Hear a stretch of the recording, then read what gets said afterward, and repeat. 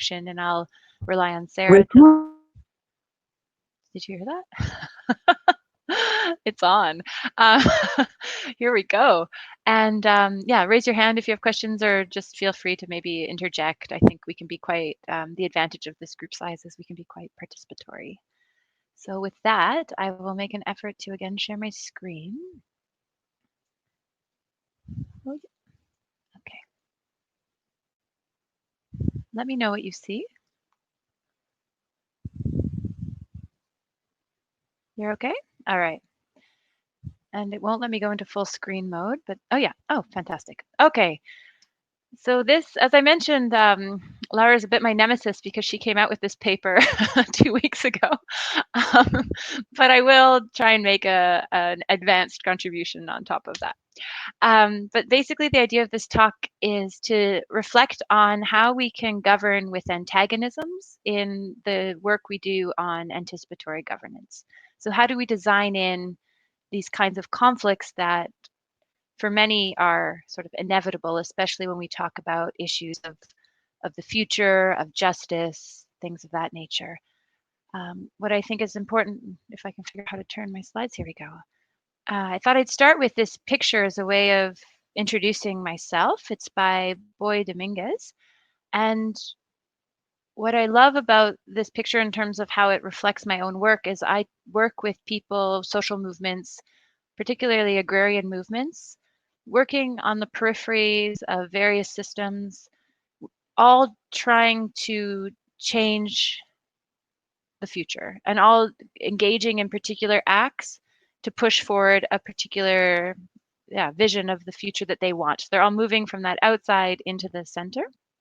And I think this is not only a nice metaphor for sort of the way that I study them, but also for understanding anticipatory governance, because at the core of how I at least interpret anticipatory governance, it's sort of trying to plan for the futures that we want. So my interest has been in looking at the different ways that people come together to organize in formal policy spaces or around governance to see how they can also, change the future, but also address competing goals, diversity, and collective agreements. And that's a bit where I got onto this idea of antagonisms. I'll also say that for the last year and a half, I've been working with the European Standing Committee for Agricultural Research, their foresight team. And we'd prepared a foresight report that we were about to release on just and sustainable transitions for food systems, but then COVID hit, and that meant that our foresight report wasn't wrong, but it didn't really address the future governance questions in the way that it probably should have. So that was also a nice experience. And how do you do futures research, and what happens when your futures research is missing one of the biggest impacts on our futures that we've recently experienced? Okay, hold on.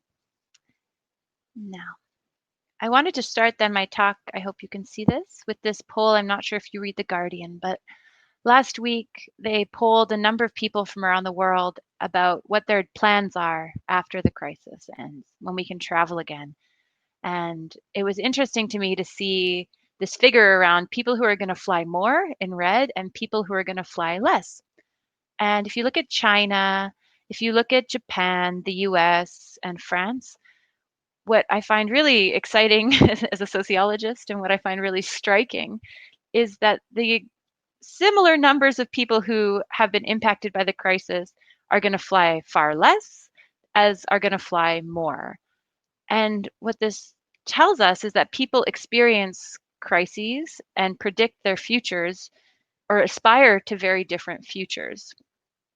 And at the basis of all this is this idea of passions or collective visions and values for the future. And this becomes one of the biggest challenges, I think, for doing anticipatory governance. And I'm going to now unshare my screen because the rest of it isn't so important. And maybe I come back now there. Yeah, so the whole point of my starting point for this research is really that there are these complex problems, and governance becomes a problem in and of itself because of the way it's organized, the reactive nature that we that policymakers or the reactive position that policymakers have been put into. And we also rely on governance as a solution. So we're in this wonderful sort of conundrum.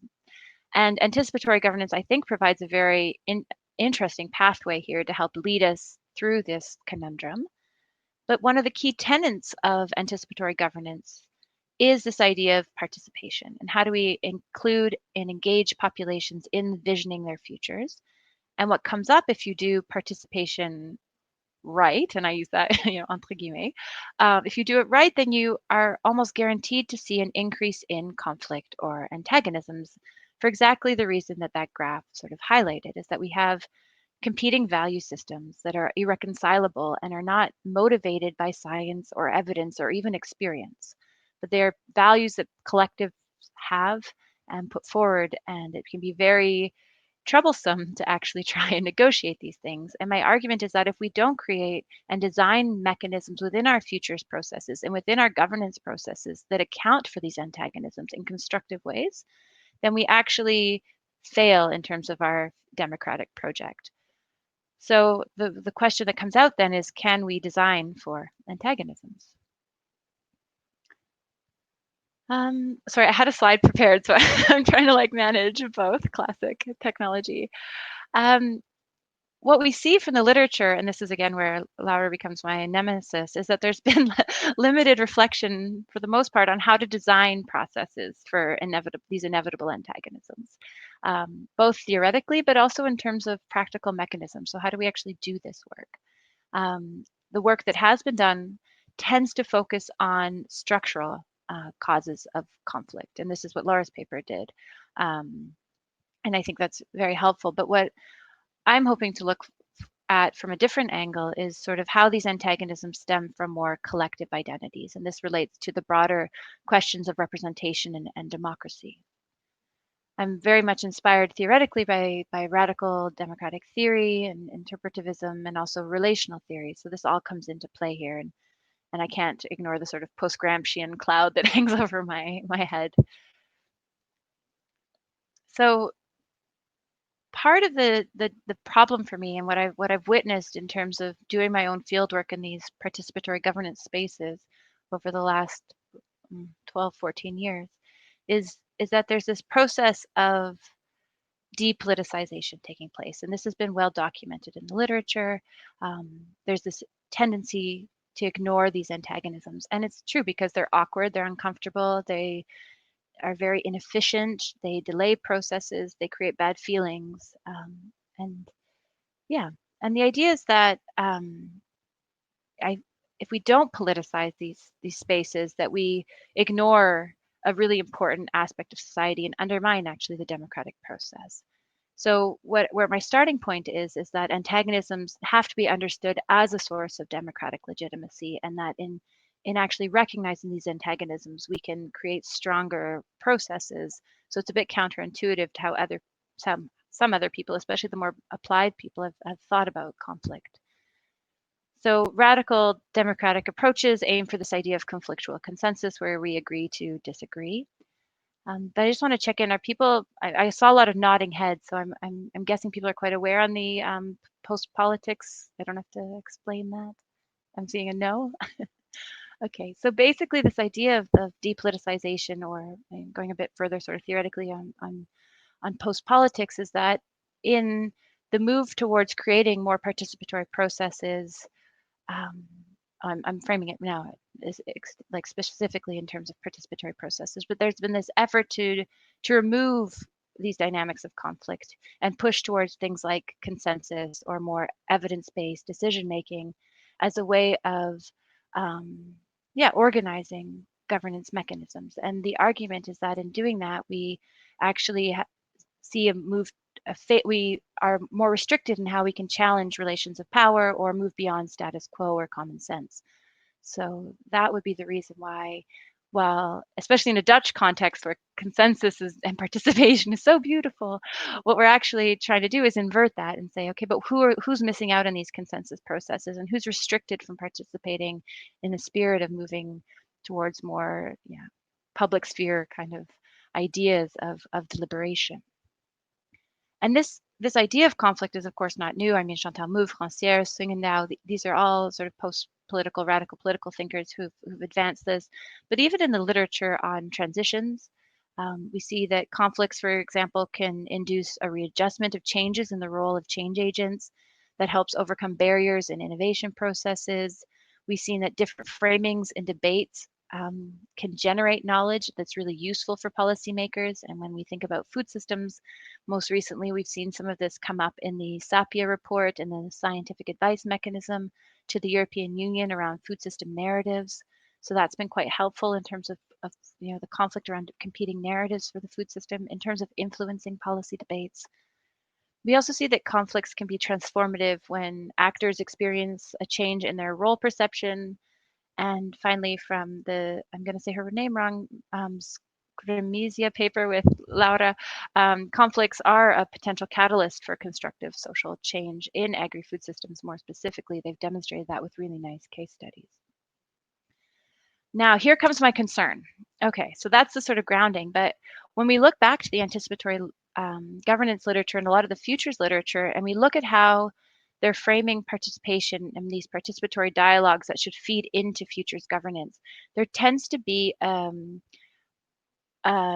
effort to insert a moral imagination into participatory futures. And I think we can all agree that ethics need to be in there, and morality in some way needs to be in there. But following back on the post-politics literature, there's I think a really big concern about positioning morality in futures governance. And this is why I want to move away from morality and push for conflict counterintuitively, because what radical democratic theory warns against is that if we position morality at the core of those discussions or even around these discussions, we very quickly fall into an us-them dichotomy, a moral versus immoral, and it's very hard to come back from that. So the other becomes positioned as an enemy. They can't put forward a legitimate position. You don't trust your enemies. The evil enemy can also lead to sort of a non-participation in the political arena. So it really restricts the kinds of ways that people engage in politics.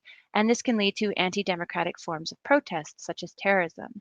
And for me, where I really got sold on these ideas was then over the last 10 years, watching the rise of populism, watching the rise of Trump, watching the rise of, well, the actual inevitability of Brexit. And the theory, if you apply it to these cases, shows that if indeed we had created political dialogue or political debate in a way in which diverse views could be heard, in which diverse voices could be represented, rather than the actual tendency that we had, which was to move towards a center politics, right? When you compare the political parties in the Netherlands, for example, you see that their platforms are not so different, actually. And that the result of that, as everyone moves to the center, is that voices along that continuum are alienated, which is why you then see Wilders' party attracting a range of voices, a range of voters, a range of people who feel alienated in the system, because actually by centralizing politics, which was the goal of the 90s and early 2000s, we've actually served to alienate a whole number of people. So I think I think the same goes now for what we're seeing in the United States, what we're seeing here in the Netherlands, and I think it really helps to explain Brexit. And it repositions us as stupid people not knowing what to vote for, but actually people aren't being heard in the way that we organize our deliberative democratic processes. So there's bigger issues at stake here. So if we could accept that, then how do we design for conflictual consensus? I've gone back to the literature on this, and I've come up with sort of 5 ideas. So first, the actors must engage in a common set of rules of engagement. So that is the basis, and that can be already a challenge in itself. But if that can happen, for example, voting 50% or 75% quorum, if that can happen, then we need to make sure that a diversity of views are represented. Okay, that seems easy enough, but everyone needs to be included, including extremists. And these extremists must have a right to speak. And this is where you start getting an added layer for what we see when we analyze multi-stakeholder platforms. What we see when we look at multi-stakeholder platforms is that they're structured in a way that people who play ball, people who play the game, who follow the rules, the conventional rules, are invited in and invited back. If you cause too much disturbance, if you push the process, if you delay the process for very legitimate reasons even, you're not really encouraged to come back. So these processes that we have around participation and deliberation tend to exclude people who don't fit. And when we're thinking about changing society and seeking out alternatives, that's obviously very problematic. At the same time, there's very little thinking that goes into structuring this kind of participation. We tend to think, okay, a social movement, okay, 50% women, maybe we have a youth quota. But there's very little attention paid to politicizing this organization of participation. And the work that I've done with the food sovereignty movements has shown how they've managed to create very political identity categories and problematically for some, but I would argue very effectively in terms of ensuring representation, created very strict quotas for participation and very clear insider-outsider categories, which have allowed them to maintain a very strong political basis, and has also, interestingly, allowed them to blend strong efforts at solidarity with the convergence of very diverse agrarian and food-producing movements. So first is engaged to a common set of rules. The second is diversity of views. The third is that the extremists must be allowed to speak and be heard. So you don't see them as enemies, but opponents. Disagreement must emerge between traditionally entitled and traditionally excluded. So this is really about creating, it's an ontological question, right? It's about really understanding different ways of being in the world and challenging at that level. And the disagreements have to be over the very nature of the situation themselves. So if we're thinking about food production or food systems or climate change, the disagreements have to be linked to those the sort of assumed arrangement of things. So I want to give some examples from the Committee on World Food Security, which I think is a committee that has reformed to reflect a lot of these conflictual dynamics. But I want to stop and maybe open up the conversation for now, and then we can come back to that so we don't fall asleep. So any thoughts, reflections, questions, concerns, queries?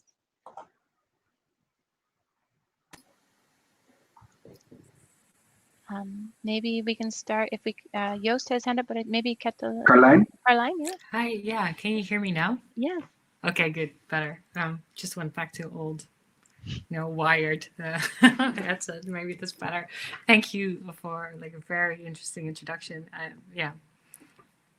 Just a really interesting overview, and also I think particularly your comments about the depoliticization that you encountered in some of the anticipatory or the more of the let's say the dialogue engaged in anticipatory governance. That's something that I very much relate to in some of my work. So I was actually intrigued by what you said about that disagreement should be about the nature of the problem itself. And what I very often encounter with anticipation or anticipatory processes is that it's not so much about the problem, but it's much more about the solution that people are invited in to discuss all sorts of or to deliberate, basically. Just interested to hear what your reflections are on that and whether you come across basically the same thing or something totally different. Yeah, great question. I think definitely that where we see these, again, my thinking around antagonisms is really influenced by this idea of passions and collective identities. And I think where we see that come through is in anticipatory visions for the future. So that is solutions. But for me, I think the solutions don't come unattached to the analysis of the problem. So at least in the food governance spaces that I work in, there is still a lot of, there's agreement that it's wrong, it doesn't work, but there's a really deep disagreement about sort of what the main locus of the problem is and where then to sort of put forward solutions. So I have a hard time separating any solution that doesn't respond to a problem.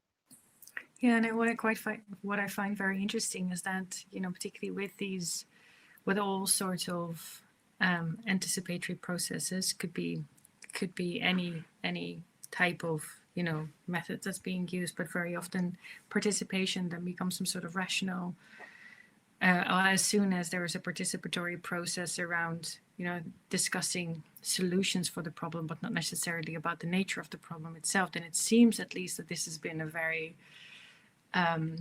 very deliberate form taking place. But as you said just now, if it's not really about the nature of the problem, then where very often these huge clashes actually exist, and those clashes remain hidden, and there's not really some sort of channeling of those very divergent perspectives. Yeah, so yeah, that's basically just what I found quite interesting about what you just said now. So thank you. I'd love to also talk to you another time about what you're doing. It's not once you've moved to Paris. Yes, thank you. Sounds Yeah, really lovely. definitely, we should talk more. Cool. Would be great. Joost and Laura. Yeah, Laura, go first, if you please. So I hit the wrong button. Sorry. Yeah, Joost, you're just sort of trying to pick up on all our ideas. So you sound really intelligent when you ask your question. I see you. I think we need to have an in-person and anticipatory governance-like meeting in Paris once Caroline is there. Sure, super interesting stuff.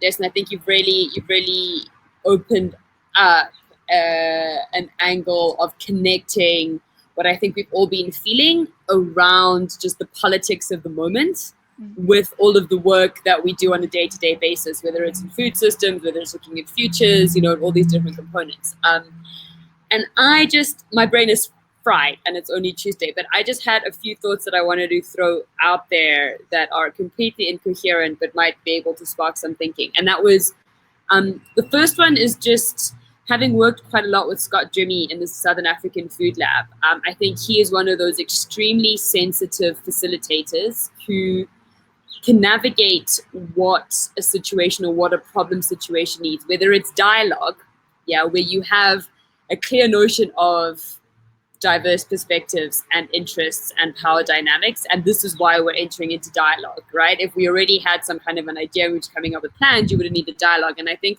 we might need to come up with different kinds of terms for the kind of participation that we're actually looking for. So whether it's a dialogue, labs, everything is a lab these days, and they're trying to sort of do different things. I know, I do them too, right? Because you have to. But what are these different kinds of mechanisms of participation that we're looking at? Because I think they're actually going to be different based on the people, the circumstance, etc., etc., etc. And then the final thought that I just got that triggered in me is around decision-making processes, this notion of democracy, these Western institutions that we're finding ourselves in. And I was like, actually, what are the cultural defaults for decision-making processes in Southern Africa? It's the elders meet around a tree, right? Mm-hmm. And actually, I don't know if if you've had discussions, mainly actually in East Africa, where you will sit with the Maasai sort of set of villages on a sort of those really uncomfortable wooden poles for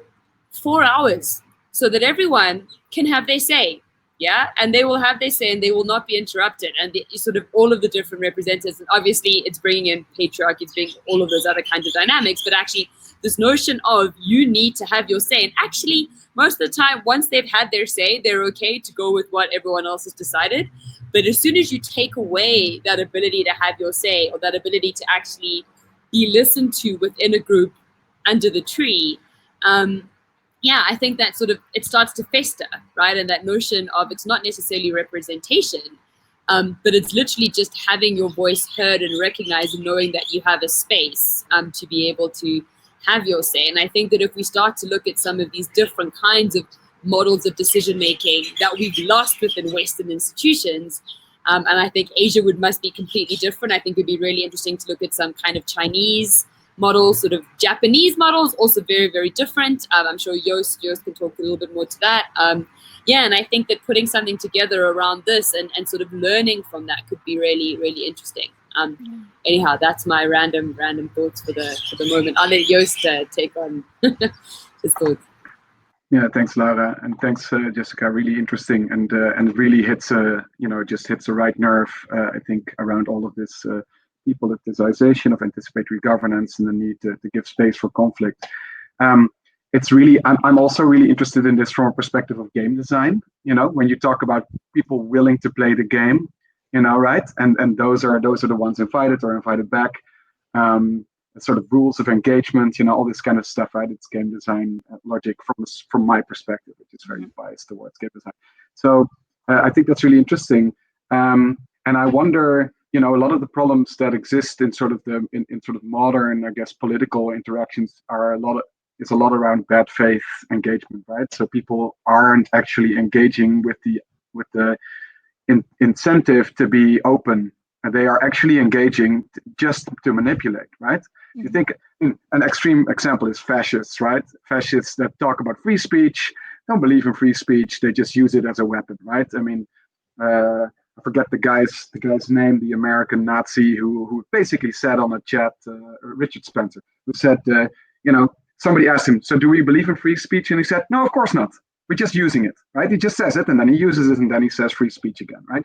So that's an interesting one, right? How do you deal with conflict with people who are just, they are just not coming, they're just not going to obey the rules of engagement, and they may disobey them. I mean, these are extreme cases. Of course, everybody does this to some degree, you could say, right? But I'm interested in that.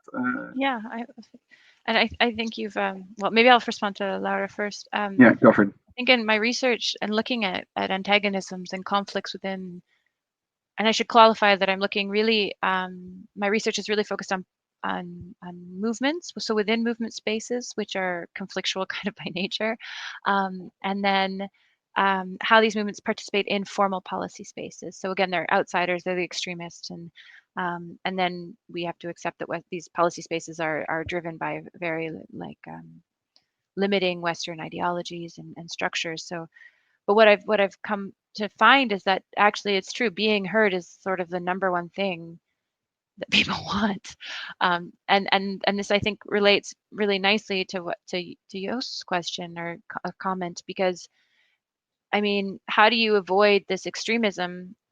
How do you avoid giving too much voice or too much engagement with these extremists, or how do you avoid people from falling into these extremes? The theory, and I'm not sure how far it holds because I don't know how to test this, but is that if we can create more spaces where people feel legitimate in political processes and they don't feel the need to go towards those extremes. So the theory argues that it's a mechanism to actually avoid getting to extreme fascism or terrorism. Yeah, I don't know how to test that, but logically, I mean, intuitively, I feel like, okay, so what if we'd created what if there's a political system in the United States? And I'm not American, I'm Canadian, so I can't really totally understand just as a caveat. But what if we create a political system where, white, middle-aged, white younger men from a particular class in a particular geographic setting didn't feel completely alienated from politics? What if there was a voice for them in some political party that wasn't just one of the two main political parties, and they wouldn't then have to go to these extremes to kind of feel validated? Now, of course, there's always going to be people who go to the extremes under the theory, and this is where I think the theory kind of falls short. They're like, oh, well, then they don't agree to the rules of the game, they don't play. And that also doesn't sit easy for me. The idea is that, of course, you create the rules of the game broad enough that they want to play, and there they feel engaged, or at least heard, or at least that they can have some kind of influence, or they agree that even if their idea isn't taken forward, that that's a legitimate way forward, which for me is also scary when we think of how many people, maybe don't trust science these days. You're also opening yourself up if you move too far away from expert knowledge, which is where this is kind of going. Yeah, there's also a huge risk there in terms of how much, at least I can speak for myself, how much I trust people to make the good decision, which is also counterintuitive to the whole argument I'm making. So I have to say I'm really struggling with this. And as a final point, a reason I agreed to do this talk was because I was hoping we could connect to talk about game designing and conflict for games. So I'm seeing a lot of nice. Beautiful things merging. Your hand is up, Sarah, but also Joost doesn't follow up, I guess.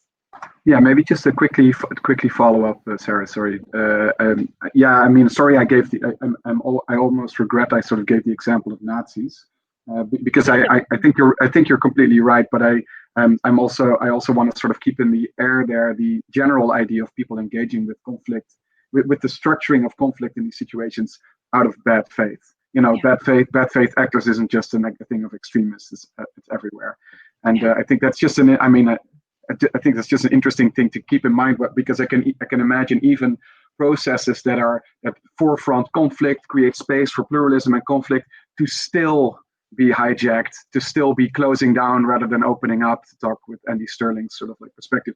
And it's clearly an important step into a better direction, but I think it's just an interesting thing to keep in mind, how that can happen as well. Yeah, and I think that's something the theory hasn't quite dealt with. Yeah, nice point. Sarah? Yeah, I just had a question which links a bit to also what Laura has been saying, because basically I remember a paper that I was reading not so long ago, which was about flood governance and legitimacy.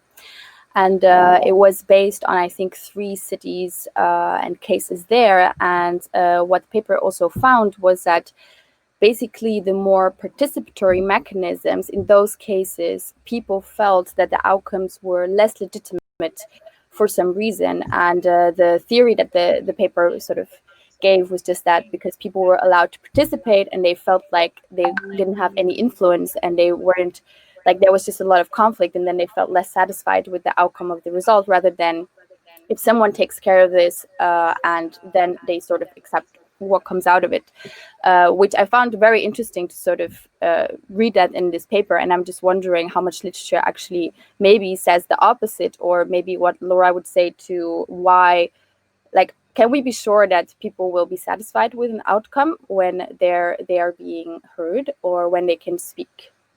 Yeah, wondering about that. Yeah, I would say no, certainly not. But I think I don't know, here I'm on the fence, because I think people will certainly not be happy with the outcome, but that's why you accept the rules of the game. And this again comes back to then Yost's questions about what about those who are playing in bad faith, those who want to, capitalize on power. And then in the empirical case that I want to show, I highlight how the mechanism itself that I study has tried to politicize participation through various quota systems to kind of avoid that to varying degrees. But what I don't know what's worse, like coming to so we have climate change, right? We have to deal with climate change, and do we want a consensus there on how to move forward? For me, no. I want the best solution to save the climate. Okay, so and how do we get there? I don't know if that's through a lot of engagement and debate and pushing, or if it's through trusting science to lead policy. But I'm really actually struggling in terms of how do we actually design the best policies for the future versus my commitment to sort of very strong representation and respecting that people have different values that should be heard and inform our policy decisions. I don't know if I'm being clear, but it's really an intellectual struggle that I'm trying to work out. Yeah. Also, Laura's point in the chat about apathy. Again, the theory suggests that if we can create spaces for people to engage, then they're less apathetic. That actually part of the reason we see so much apathy is that people don't feel like they have a voice. I'm not sure I buy that. I think it's a bit weak. Also, a lot of the theory relies on political party engagement, and I also think political parties aren't really the way that we're going to mobilize for future governance. It just doesn't make sense to me. Climate change is not a left-right issue. Oh my gosh, the chat. Drinks, yes. Games, yes. Apathy to political parties. Yeah, so maybe we, I don't know, but like then moving into some sort of like, I don't know, Athenian democracy structure kind of freaks me out too. But I think a lot of the work around like participatory budget stuff, thanks Caroline, could be really interesting to look at. Yeah, I don't know. Other thoughts, or should I move on to my case study? Oh yeah, Ines? Oh yeah, sorry, yeah, I just joined No, this. don't be sorry. Come on in. Sarah is a friend of mine, so she told me about it and I was really interested. Yeah, I wanted to comment on first of all, maybe okay, there were a few things, but how climate is not a left-right issue. Well, there are certainly some policies that come from more rightist or centrist governments that are giving a lot of power to profit-driven, shareholder-owned companies, for example, which I think, at least in my opinion, are the major contributors to climate change. And I think that these are like the system that we have in place and the political system that we have in place, I don't think will allow to actually create some certain futures in which the climate will not be under so much ecological pressure like it is now. But I also see that before trying to look at like what we can do with the climate, I think that there are some really major social factors that are being affected by a lack of just climate policies. So I think what I'm trying to say here now is like I think it's also, at least in my opinion, it's very difficult to maybe look at only climate, maybe like the we have to just take into account more social justice issues that have to come first, and maybe that's how we can also get more people to be um, yeah, I can't remember my point here. Basically, I also I can't exactly remember my point, but No, but yeah, if I think that to get more involved with like within more like to have more representation for policy making and everything, I think we also have to drive to see what are the major factors for people to want to become politically involved as well, and yeah.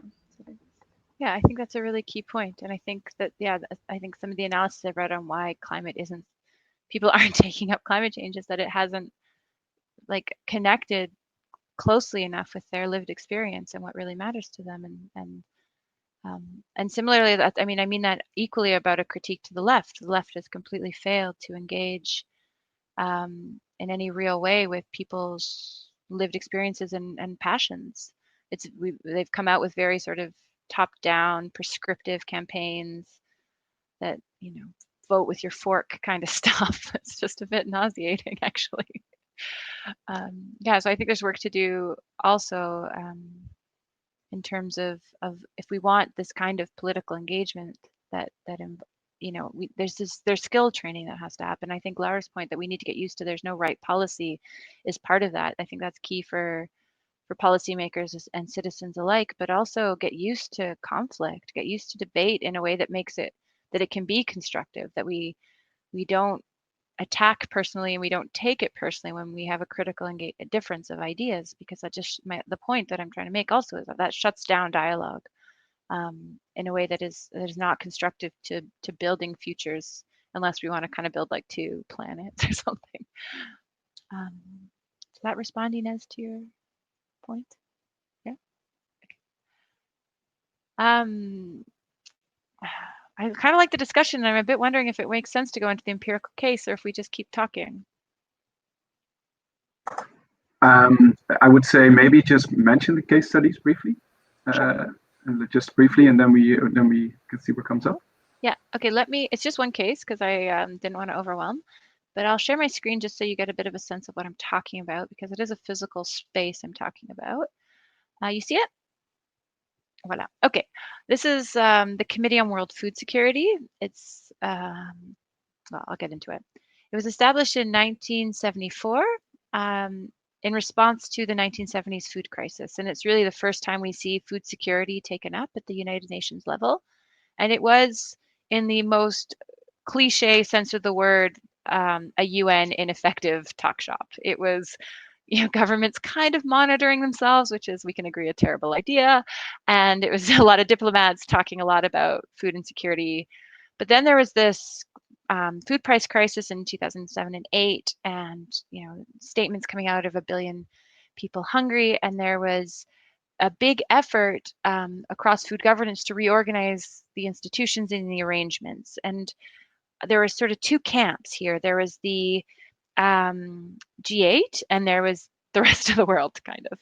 And the G8 really pushed to have all of this sort of renewed architecture of global food security governance positioned in near New York, and because it's close to Washington and it's where all the big players are. And the rest of, I'm exaggerating here, but a lot of the other actors, including countries from the global south and social movements really pushed to make use of the Committee on World Food Security, which is a UN committee, in part because they felt that it was more representative. It's one country, one vote principle, and it allowed for more power to lesser powerful actors. So there was this reform, and eventually what happened, that they agreed on a reform vision, and this is to be the foremost inclusive international intergovernmental platform to work in a coordinated manner. And the part that interests me the most, of course, and why I decided to spend 12 years of my life studying this committee, is that it seeks to prioritize the voices of those most affected by food insecurity. And then you think, how on earth do you do that? Who are they? And how do you prioritize them in the context of that meeting room that I showed you? And I've written a lot about that, but I won't bore you with it here. The thing to know about the reform of this committee and why I think it's interesting is that it's made up of member governments and participants. And this is really the first time in UN history that we see this kind of arrangement. So you have members, and that's all the governments that are members. And then there's a bureau. So the sort of day-to-day governance takes place by 12 countries, 2 per region. And then you have these participants, and there's 5 participant categories. So civil society, private sector, research, which is CGIAR, the philanthropic, which is basically to date Bill and Melinda Gates, and then the UN agencies.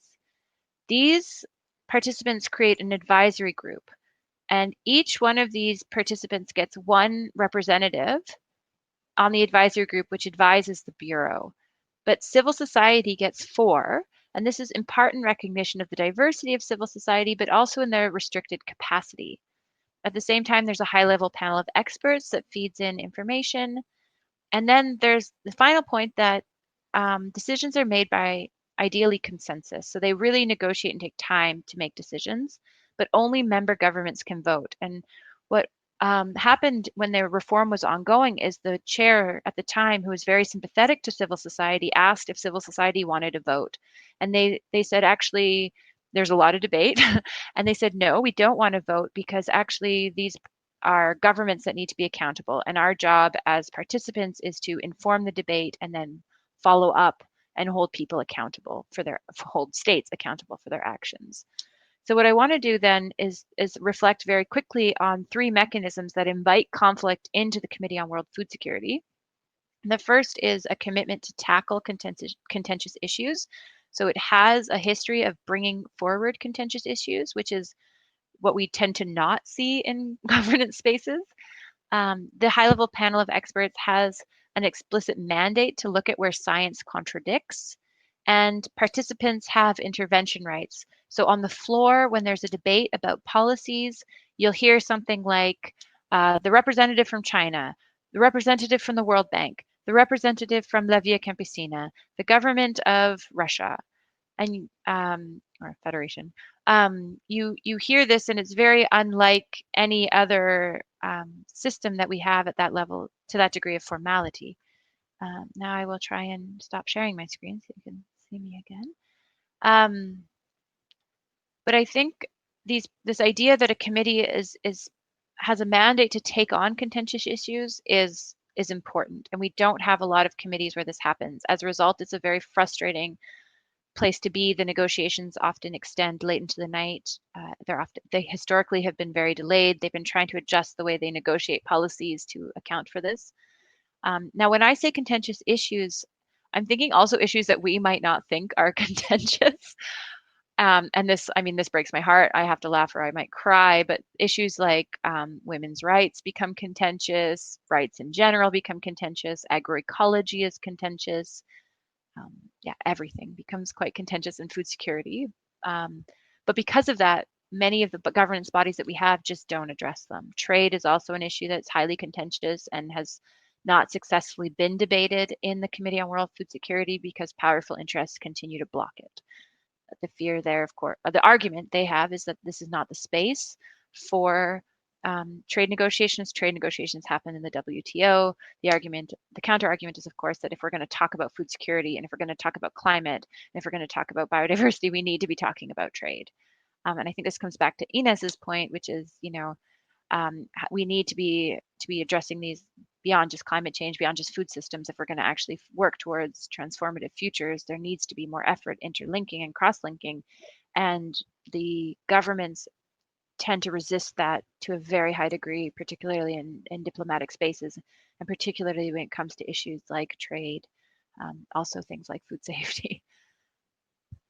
I have a bunch of quotes, but I think better to turn to conversation since we have not a lot of time left. I will say that one of the downsides of this has been that while there's been a really incredible, I think, and very fascinating participatory process and highly interesting and relevant policies that have emerged, they are not they're not well translated into national contexts.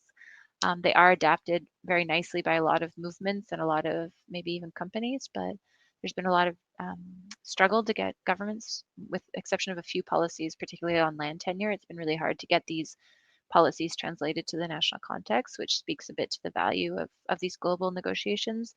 But I should flag that there's the World Food Systems Summit coming up in 2021. And the dialogue is all about how do we build a just and resilient world where no one is left behind. And you might be disappointed to hear that a lot of people are being left behind in this process. Civil society has called for a collective response because they've been excluded. And similarly, the Committee on World Food Security has been excluded.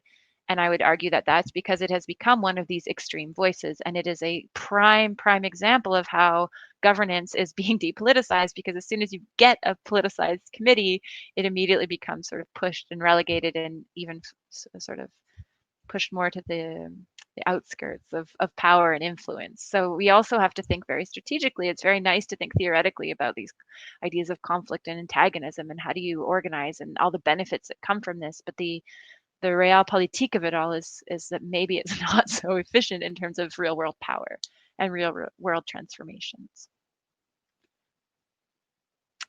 Any thoughts, reflections, ideas, questions, games, concerns, drinks? Yeah, many thoughts. Anybody?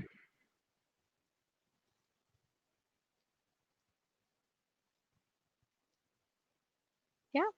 I have a question. Does it mean that nothing can get decided in a meaningful way? Like, I mean, it almost sounds like that, but I guess it's not. But and also when the governments participate in this kind of committees, can they or do they want to represent? I mean, it's not that they represent the whole country, right? Like, so Yeah, what often. do they represent? They might be representing I don't know, their own interest or a certain group or political power, or do they really represent, like, they cannot really represent all the people, right? No, that's a good point.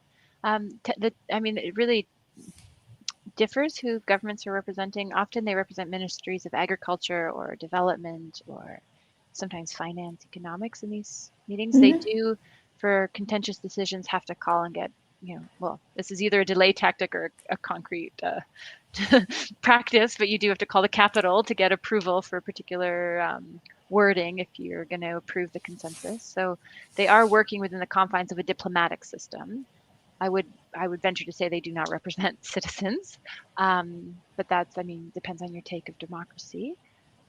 Can meaningful decisions be put forward? I think yes. What I've found is in my own research following these processes late into the night and over long periods of time is that because of this commitment to contentious issues, and because they have a system set up where participation has been politicized, where civil society has a stronger voice than other actors, and where states, remain accountable.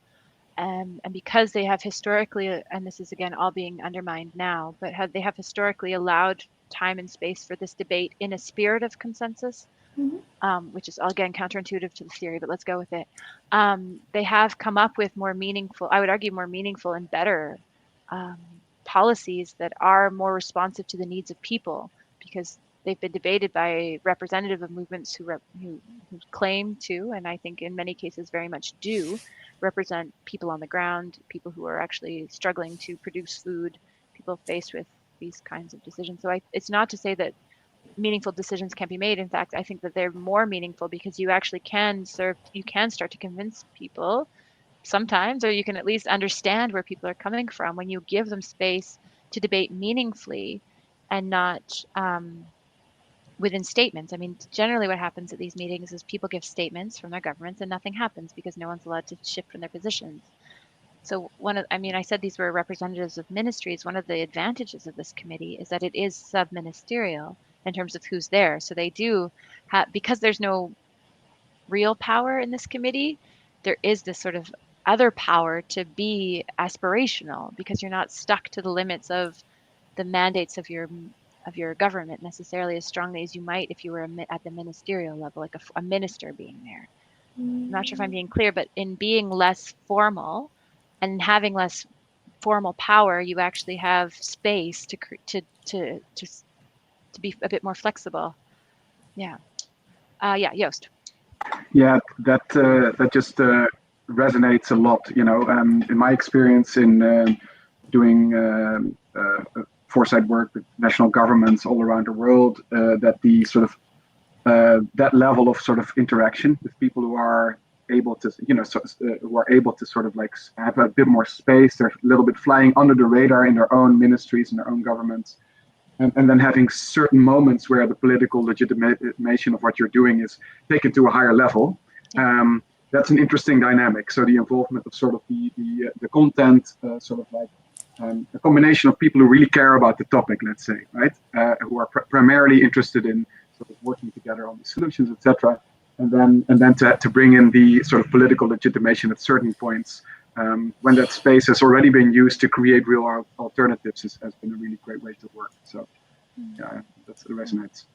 And maybe that links back also to Laura's point about different kinds of participation levels, and maybe there's something there for some model. Sorry, you were going to continue.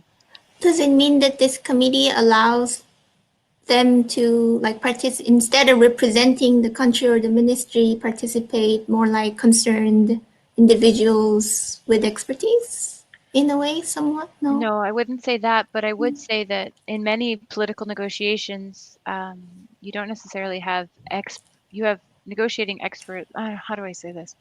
No, they definitely are representing their governments, but I think they're working, in Rome with the Rome food-based agencies. So they're very aware of the politics, the dynamics, the science that's coming out, the political debates. And there has been historically, I think, because of the way the committee was developed and because of the way that it's organized in this more participatory way, there has been a collective spirit by many, not all, by many to work towards, coming up with good consensus documents, and that takes time, and there's been resources historically allotted for that.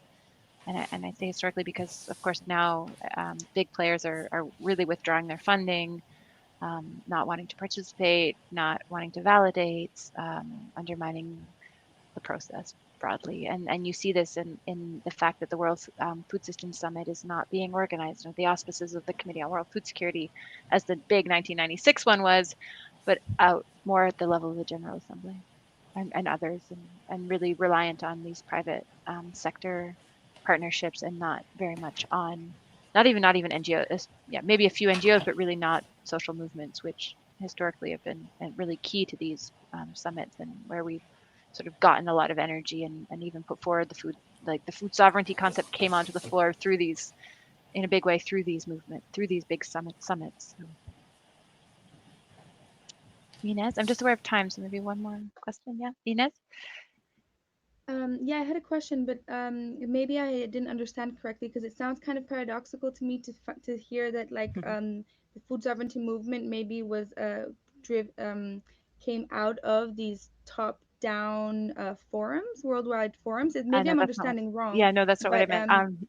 Okay. In a parallel forum for the World Food Summit in 1996, which was a big one, they created a mechanism to bring social movements to have a stronger voice, and the social movements that were already using food sovereignty sort of brought them to the global stage, and that's where you see the real proliferation.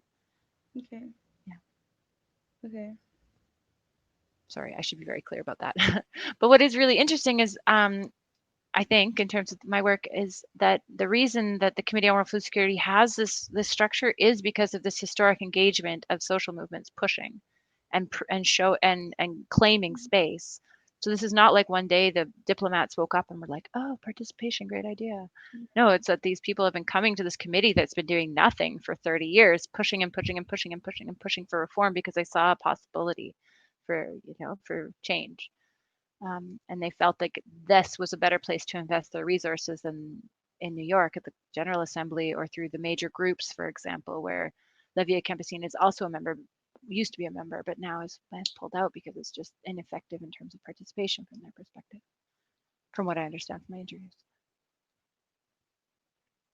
Okay. Well, I really appreciate the space to talk about these ideas and to raise some of the conundrums that I'm facing and thinking through. And yeah, I would love to follow up with all of you about these ideas in other ways, maybe in real life one day. Yeah, thank you so much, Jessica, that you gave this webinar today. Really appreciate it. Also very funny how this just came out of the interview we had for the thesis, and then now like I'm really happy about this. Super nice. Wonderful. Very nice to be here. Yeah, thanks. Sorry, Sarah, go for it. No, I was just gonna ask Jessica if she can send me the recording afterwards. And yeah, that's all I wanted to say. And thanks also for everyone that came. Of course. Yeah, thanks everybody. Thanks for organizing, Sarah. And I have a lot of thoughts of follow-up, Jessica, as well, about the game stuff that you were asking about. But I've got a lot of notes, so good, I'll get back because to you I on that. have a lot of questions. Cool. And yeah, also Laura, I will be emailing you about some questions. All right. Bye, everybody. Good. Thank you so much. Thanks, Sarah. Thank you.